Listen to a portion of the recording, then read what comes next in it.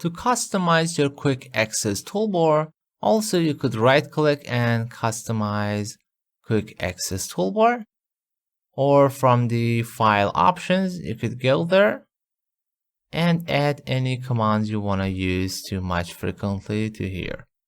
For instance, let's say I want to add copy, cut, and maybe paste.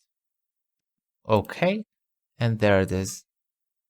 Now we have cut, copy, and paste. But note that when I'm selecting some part of my text or some elements, something pop-ups here. You might don't see that and you need to bring it back, or you don't want to show that. If I go to File, Options, on the General tab, User Interface Options, we have enabled Show Mini Toolbar on Selection. If I disable that and press OK, now it won't show you. But I want to give you one better trick for hiding that, but not permanently.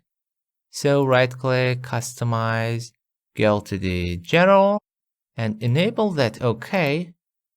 If you select some text and don't want to see that, you could simply press Ctrl or Command key and there it is.